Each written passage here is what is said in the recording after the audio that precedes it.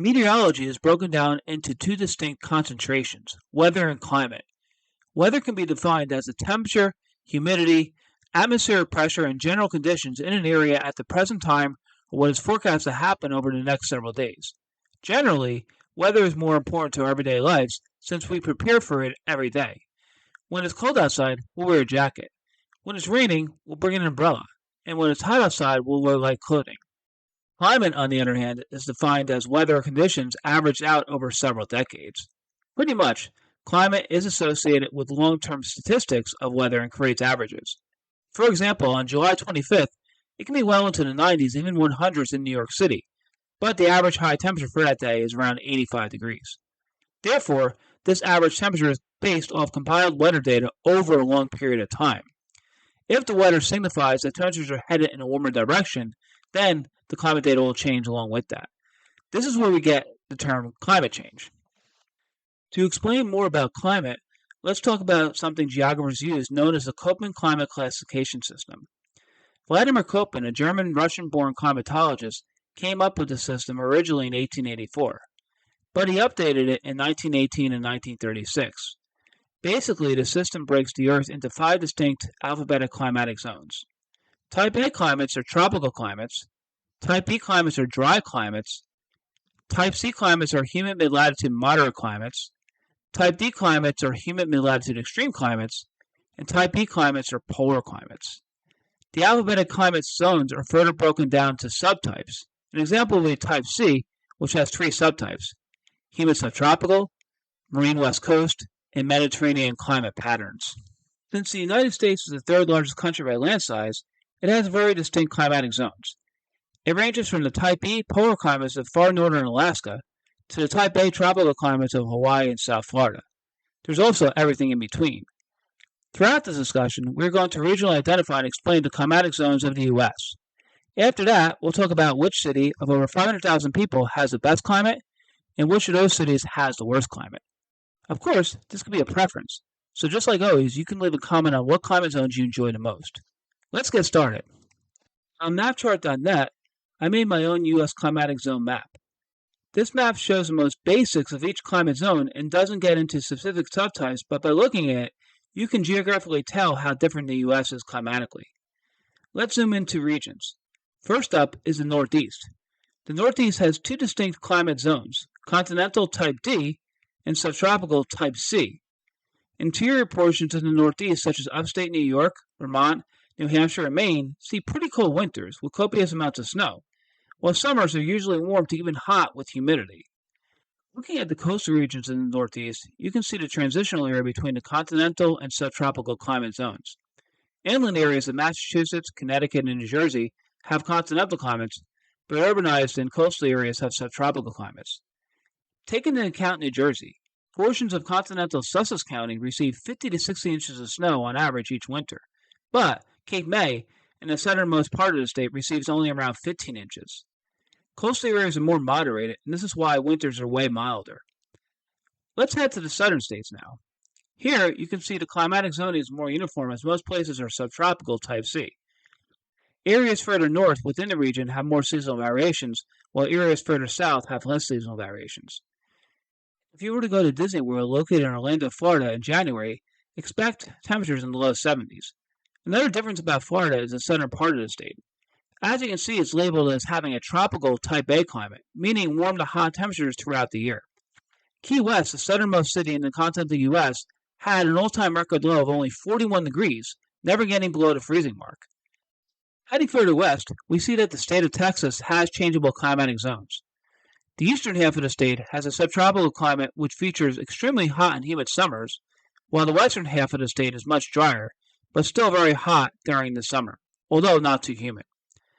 The next region of focus is the Midwest. This area has an exclusively continental Type D climate. Winters here are very cold and snowy, while summers are usually hot and humid. In terms of snow timing, it's dependent on where you are. In the eastern and southeastern areas of the Midwest, the snow season ends sometime in March, but in places such as the Dakotas, snow can fall as late as mid to late May and as early as late September. Heading west of the plains, you'll notice that the climate starts to get drier, and this is where we enter the Type B climates, which are dry climates. Depending on the latitude, Type B climates can either be warm types or cold types. Typically, north of Denver, Colorado, cold type dry climates are the norm, while south of Denver, the warm types are more typical. Further south and west, we see some dry climates that are fully arid, meaning that they are deserts. Cities such as Las Vegas and Phoenix fall into this category. Summers in these two cities can be downright oppressive with temps over 100 degrees for a prolonged period of time. Heading northwest, we see the darkish green-blue coloring associated with Washington and Oregon. This is a marine west coast climate, type C. Here, winters are pretty mild and often not too snowy, while summers are mild and dry. Heading south, the color-coded map turns a lighter green color, especially covering California. This is where we see Mediterranean climate zones, type C.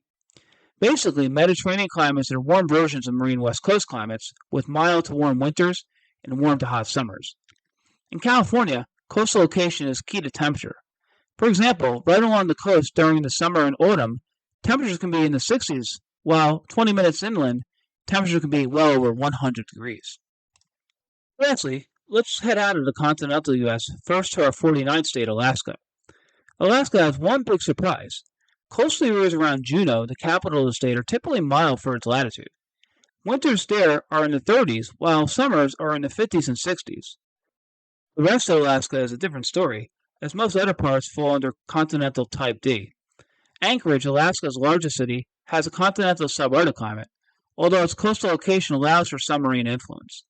The same can't be said about inland Fairbanks, as winters are brutally cold there, and summers are mild but very short. In the northernmost city, Utuvik, also known as Barrow, sees extremely cold long winters and short cold summers, with temperatures only maxing out around 50 degrees. At least in May, June, and July, there is 24-hour-day sunlight. Finally, let's head to Hawaii. The 50th state is a complete 180 from Alaska, in that the majority of the state has a tropical climate, although it's not the tropical like Florida sees. Since Hawaii is located in the middle of the Pacific Ocean, it's often less humid, especially on the leeward side of the island.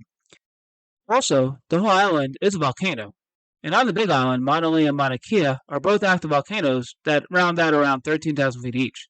So, the climate on top of those peaks is considered highland tropical climates, and in the winter, from time to time, these areas can see snow and blizzards. As you can see, the U.S. has an extraordinarily diverse climate. Now that we covered it, which U.S. city of over 500,000 people has the best climate, and which one has the worst climate? All in all, a climatic preference is to each their own. Some people may love snowy cold places, while others may enjoy the heat and humidity.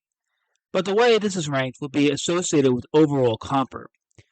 When we use that gauge, a comfortable climate would feature mild to warm winters with little rain, and summers would be mild to warm and sunny with low humidity. A climate zone that meets this criteria is a Mediterranean climatic pattern. A city that meets all the comfort criteria for this would be the southernmost city in California, San Diego. San Diego has always been known for its great weather, but remember that in California, coastal versus inland locations see large variations. So coastal downtown San Diego and neighborhoods right near the Pacific coastline would have the best overall climate in the United States. On the other hand, which city of 500,000 people or more sees the worst climate? A hint is that the state it's in was in the top 10 of weather danger states in the previous video. This city is Kansas City, Missouri. Kansas City has just over 500,000 residents, and although it has a lot of cultural positives, climate is not on its side. Located around 39 degrees north latitude near the geographic center of the U.S., Kansas City is prone to a lot of crazy climatic conditions. The average high in January is just around 39 degrees, but cold Arctic outbreaks from Canada can plunge temperatures well below freezing, sometimes below zero. With that said, snow also falls throughout the winter, and the city records snow as late as May. On May 2nd, 2013, Kansas City International Airport recorded a half-inch of snow, and the suburbs received several inches. The day before, on May 1st, it was nearly 80 degrees, and on May 3rd, it peaked at only 39 degrees. This shows how changeable temperatures are in this region. In the summer months, Kansas City usually sees highs in the low 90s for averages, with many days exceeding that. The all-time record high for Kansas City was 113 degrees. And also, Kansas City is in Tornado Alley, so it's prone to extreme weather in the form of supercell thunderstorms and tornadoes. This is why Kansas City has the worst climate out of cities over 500,000 people. But like I mentioned before, to each their own. Some people may love the seasonal shifts. This concludes the video for today. If you enjoy learning about all concentrations of geography, please subscribe to my channel, Our World, Our Planet, Our Home. Until next time.